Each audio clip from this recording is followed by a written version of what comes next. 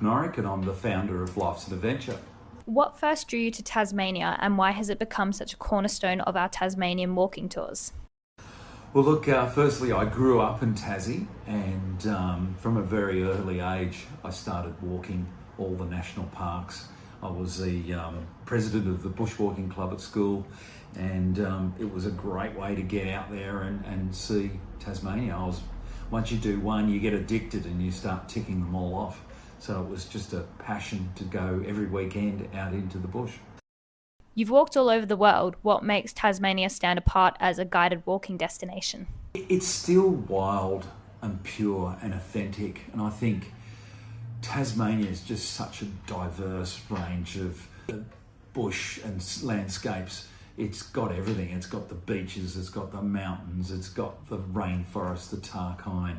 It's quite incredible, and on some of the walks you can see all three. So, how did you decide which iconic Tasmanian walks to include? Oh, that's pretty easy. They're all fantastic, so you've got to include them all. So we really touch on all the major walks in Tasmania, and we do each one really well. So we go to Cradle Mountain, we do the Cradle Mountain walks, only those walks. We go to Three Capes, we go to Bay of Fires, and they're all quite different. But yeah, you've got to do them all.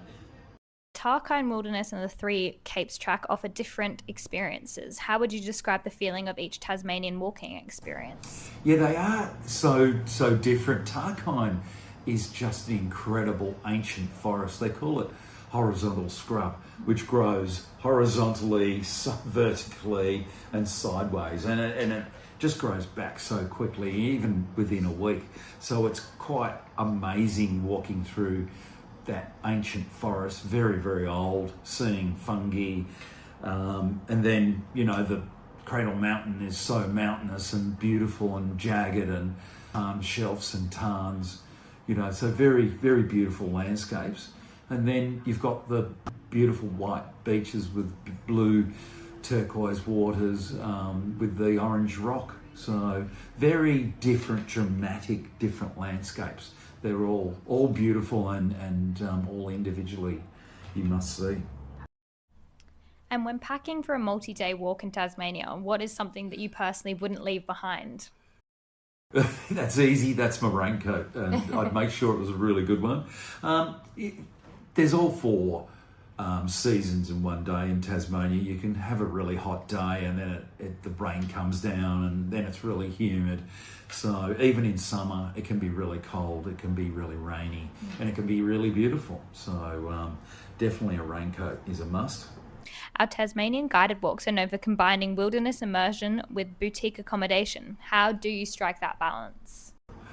Well, at my age, it's a must. So, walking these beautiful places is fantastic, but it's great to have a beautiful 4 or 5 star accommodation waiting for you, so you can have a shower and bath and then really sample the local food and the local wines. So I think, I want the best of everything: the food, the walking, the whole experience. There are many companies offering Tasmanian walking tours. What genuinely sets Life's an Adventure apart on tracks like Bay of Fires or Three Capes? We're the pack-free experience, so we love going into these beautiful places and then staying out of park. That means you don't have to carry a heavy pack. You can just carry your raincoat or your lunch or your water, your camera, that sort of thing. You don't have to lug a heavy pack. So you can, it opens the age group to a wider audience, and people that might think it's too hard, it makes it more accessible.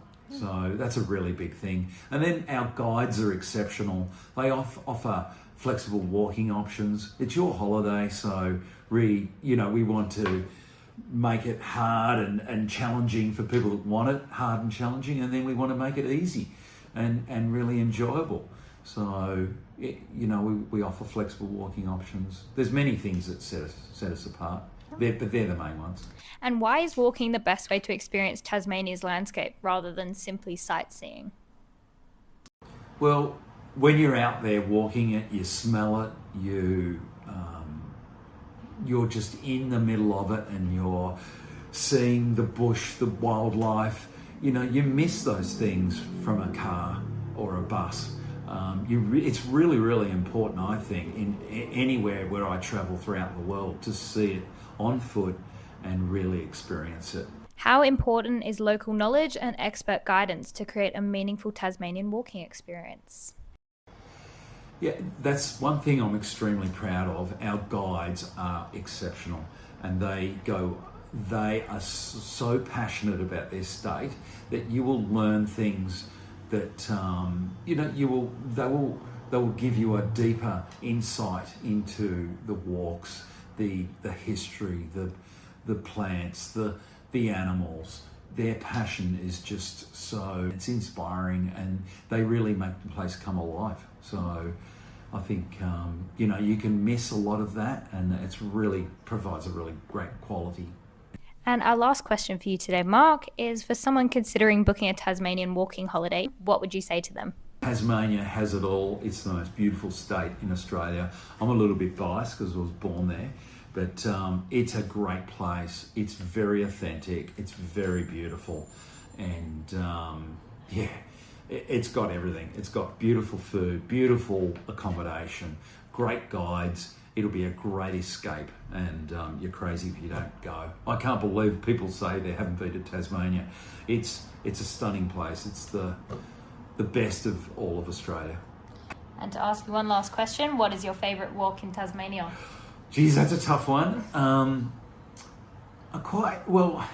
It's hard to go past Cradle Mountain because it's so beautiful, but Bay of Fires is just amazing just to be there, and you feel like you're the only person on the planet. You're just walking on beaches with beautiful birds and hooded plovers, and so Bay of Fires, and then probably Tarkine. Okay, if I had to Tarkine's probably the number one place if I had to pin it down, but that's a tough question.